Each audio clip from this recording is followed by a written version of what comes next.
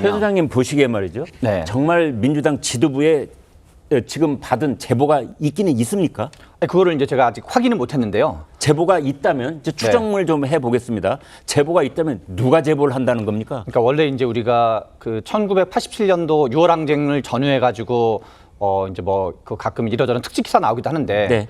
6월 항쟁을 전후해서 전두환 정부 시절에 계엄령을 하려고 했다라는 얘기들이 많이 있거든요. 네. 그리고 실제로 근데 그런 경우에 제보들은 뭐냐면 군이 출동하거나 네. 군 관계자이거나 이런 형태의 제보가 일반적이었었거든요. 그러니까 계엄을 하려면은 군을 준비시켜야 될 테니까. 군이 움직이거나 이제 군의 동향이 바뀌는 거죠. 네.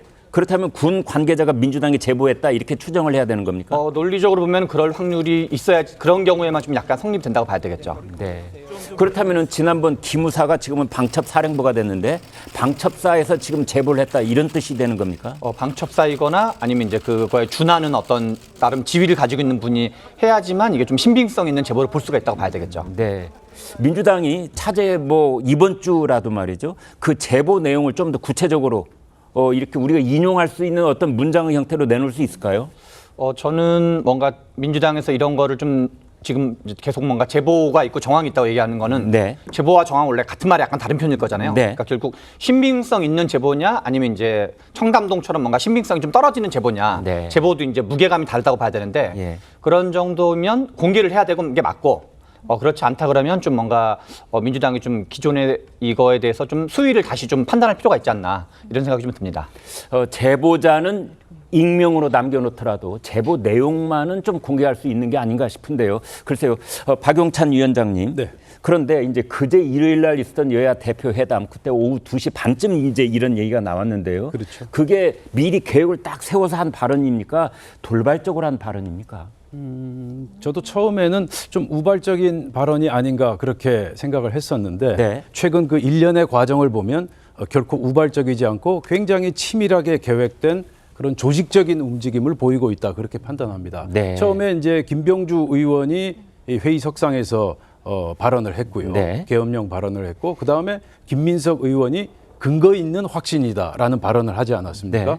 그리고 이제 이재명 대표가 그저께 발언을 했고요. 네. 그리고 추미애 또 천준호 의원까지 예. 지금 치밀하게 계획된 수순에 따라서 착착 진행되고 있다라는 그런 느낌을 지울 수가 없고요. 지금 이 시간에도 이러저러한 매체에서 이 관련 발언들이 민주당 의원들로부터 나오고 있을 가능성이 있어요. 그럼요. 네. 예, 지금 이 방송하는 시간에도 지금 민주당에서는 굉장히 긴박하게 움직일 것이다. 네. 왜냐하면 이게 우발적인 게 아니라 사전에 치밀하게 계획된 것이라면 네. 이거는 굉장히 길게 끌고 갈 가능성이 크다. 네. 그렇다면 왜 민주당과 이재명 대표가 지금 계엄령 문제를 들고 나왔는가? 네. 아까 이제 송국권 교수께서 탄핵 말씀을 하셨는데 네. 저는 10월에 있을 이재명 대표 재판에 영향을 미치기 위한 일련의 작업이다 그렇게 생각을 하고 예. 있습니다. 그러니까 지금 윤석열 정권이 검찰 독재 정권이다. 네. 또 친일 정권이다. 뭐 이런 식의 괴담을 유포해서 네. 불안감을 조성하고 그래서 민주당과 이재명 대표의 존재성을 한껏 끌어올리려는 그래서 재판에 영향을 미치려는 그러한 의도가 아닌가 저는 보고 있습니다. 그런데 그 이제 10월 달에 있을 이재명 대표와 관련해서 1심 판결이 2개가 나올 가능성이 큰데요. 그렇죠. 그 재판부가 이런 계엄설에 영향을 받겠습니까? 이 괴담이라는 게 그렇습니다. 그 괴벨수도 언급하지 않았습니까? 네. 처음 들을 땐 그런가 보다 하는데 계속해서 반복해서 괴담을 유포하라. 그러면 국민들은 믿을 것이다. 그러니까 똑같은 얘기를 자꾸 반복해서 듣다 보면 익숙해지고 또 익숙해지다 보면 실제로 믿게 되는 그러한 사례가 상당히 있지 않습니까? 그러니까 윤석열 대통령이 언급될 때 계엄이라는 말이 자연스레 떠오르게 만들고 그렇죠.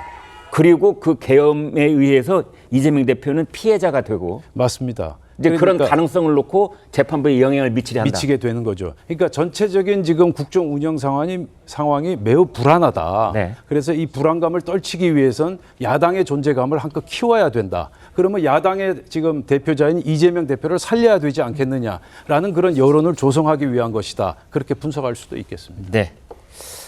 사실 실체가 전혀 없는 얘기를 저희 방송에서 심각하게 하려니까 좀 허망한 느낌도 없지 않아 있습니다만 아무튼 대통령실의 반박에도 민주당은 제보가 계속 들어오고 있다. 라면서 이제 물러서지 않고 있는 상황입니다. 국민의힘이 한동훈 대표를 선봉으로 근거를 대놓아라 이제 이렇게 반격에 나서고 있는데요. 여야의 공방을 직접 들어보시겠습니다. 계엄을 준비하고 있다. 이거 우리나라 얘기 맞습니까? 차차 알게 될 거다. 그거는 일종의 뭐 내 귀 속에 도청 장치가 있다. 뭐 이런 얘기랑 다를 바가 없는 것 아니겠어요? 박근혜 정부 시절에도 실제로 계엄에 대한 검토가 있었고 준비가 되었다고 하는 게 나중에 밝혀지지 않았습니까? 계속 이제 저희가 제보를 듣고 있기 때문에 네. 이재명 대표 판결 선고 날짜가 가까우니까 눈에 헛것이 보이는 것 아닌가 생각이 됩니다. 판결 선고되면 아마 증상이 완화되지 않을까. 구체적인 정황이나 뭐 이런 내용들도 저희들한테 접수되는 것들도 있습니다. 제보가 들어왔다 이런 말씀이세요? 그런데 그런 건 공개할 수가 없죠. 들어온 건 있단 말씀이신 거죠? 그렇습니다. 구체적. 네. 성치훈 민주당 정책위 부의장께 다음 질문을 드리지 않을 수가 없는데요.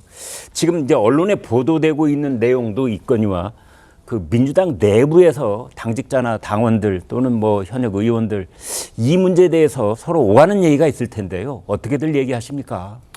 글쎄요, 뭐 그 당직자들이나 아니면 당원들 사이에서 돌고 있는 얘기의 수준을 네. 제가 여기서 뭐 공식적인 방송에서 말하기는 좀 그런 것 같고요. 네. 지금 뭐 그래도 좀 드러났고 아니면 의원들이나 이런 분들이 이야기하는 이야기는 일단 왜 계엄령을 얘기하느냐 근거를 얘기할 때 뭐 대통령이 반복적으로 얘기하고 있는 반국가 세력 네. 발언 그리고 그 좀 시기적으로 좀 생뚱맞다는 평가를 받았던 안보 라인의 교체 네. 뭐 이런 것들이나 아니면 그리고 과거에 박근혜 우리가 또 좀 다룰 것 같은데요. 박근혜 전 대통령 당시 그 당시 기무사령관이 계엄문서를 작성했었던 사실 그리고 마지막으로는 최근에 있었던 국정브리핑에서 대통령께서 지금의 국회 상황이 자기는 생전 처음 보는 상황이다. 이걸 네. 정상화시켜야 된다. 네. 그래놓고 개원식을 안 오셨거든요.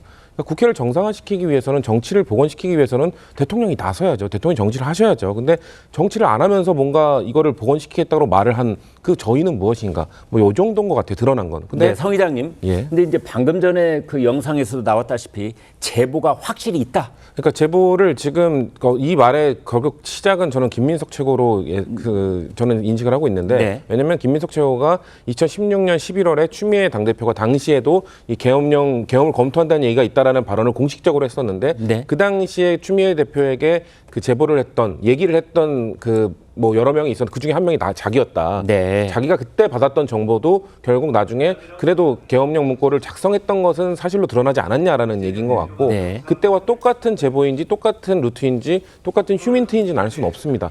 그래서 저도 아까 다른 패널 거기다가 휴민트라는 말을 쓰니까 좀 생소하게 들리긴 합니다만. 다른 네. 분들의 말씀에 동의를 하는 게 네. 김민석 최고가 이 정도로 국민들이 이제 우려나 이런 목소리를 냈으면 좀 공개를 하셔야 돼요. 이게 네. 방금 말씀하신 것처럼 누구한테 받았다를 내용을 말을 하기가 좀 그러면 뭐 그 내용이라도 좀 얘기를 하든가 좀 그런 차원의 이야기를 해야 된다라는 말씀을 드리고 싶고 네. 근데 그런 건 있습니다. 그러면 저는 그 아까 전에 한동훈 대표와의 그 회담에서 이거를 우발적으로 한 건 아니라 치밀한 계획에 있다. 저는 우발적으로 한 발언이 맞다고 생각합니다. 네. 왜냐하면 일단 발언이 매우 길었고요. 왜 네. 길어졌냐? 보통 정치인의 발언은 시간을 정해놓으면 두 분 다 시간 초과를 하긴 했지만 어느 정도 그래도 시간을 맞춰서 합니다. 준비가 잘 안 된 발언할 때 길어지죠. 근데 그 한동훈 대표는 뭔가 준비된 원고를 그대로 읽는 듯한 느낌이었고요. 이재명 대표는 즉흥적인 말이 많이 들어간 듯한 그런 느낌이었어요. 그러니까 저는 이렇게 표현하고 싶은데 오는 말이 그 재판 승복해라라다 보니 네. 가는 말이 그러면은 계엄령 검토하는 건 아니냐. 오는 말이 좀 험하게 오니 가는 말도 좀 험하게 하다 보니 욱해서 한 발언이 아닐까라는 생각을 하고 싶고 그리고 전 대통령도 계속해서 마치 야당을 겨냥한 듯하는 얘기를 하면서 반국가 세력 얘기하잖아요. 저는 반국가 세력에는 그럼 근거가 있습니까? 저는 여당 인사 중에 반국가 세력 발언에 대해서 근거를 제시한 사람 한 명도 못 봤어요. 성 의장님, 예. 가령 말이죠. 최근에 있었던 계엄령이 1979년에 있었어요. 예. 그때 이제 박정희 대통령 이제 시해가 있고 그 뒤에 이제 계엄령이 있었는데 그때 계엄령들을 보면 말이죠. 이제 그 수도권에 있는 부대들이 가령 여의도 국회로는 몇 사단이 가고 또 각 서울에 있는 중요 대학들이 이제 안정화돼야 되기 때문에 어떤 대학에는 몇 사단, 어떤 대학에는 몇 사단 이런 얘기. 그 다음에 계엄사령관은 뭐 육군 참모총장이 한다. 이제 이런 식으로 지난번에 참모총장이 했습니다만 이제 이런 식으로 어떤 구체적인 얘기가 좀 있다 이게 제보 아니겠습니까? 가령 군 부대의 이동에 관한 얘기가 있다든지 계엄사령관 후보를 뭐 거론한다든지 그 정도도 없는 게 제보라고 할 수 있나요? 저도 뭐 그 정도 수준일지는 그 정도 아닐 거라고 보고 있고요. 네. 왜냐면은 2016년 당시에도 그냥 김호 사령관이 작성해서 그 지시해서 문서를 작성한 정도, 그것도 뭐 계엄을 갑자기 뭐 탄핵을 막기 위해 이게 아니라 네. 당시 2021년에 김무성 전 대표가 얘기한 걸 보면은 탄핵이 기각될 걸로 너무나 예상을 하고 있었고, 기각이 됐을 때 광화문의 그 민심이 폭발할 것 같으니 그걸 좀 진정시키기 위한 차원에서 검토를 해보라고 했던 것이다라는 정도로 얘기했거든요. 그때도 그 군 출동에 관한 계획은 없었나요? 없었죠. 없었던 네. 걸로 알고 있고, 네. 그렇기 때문에 그냥 단순 그냥 검토 문건이었고, 그때도 단순 검토 문건으로 그렇게 얘기를 했던 거였다면 이번에도 전 비슷한 수준이지 않을까. 전 모릅니다. 저도 들은 건 없기 때문에. 근데 이 정도 수준이라도 좀 근거를 제시해야, 그때도 그 정도의 검토를 했던 것처럼 지금도 그 정도의 검토가 있다라든지 이 정도의 단계를 좀 할 시기가 왔다라고 좀 판단하고 있습니다.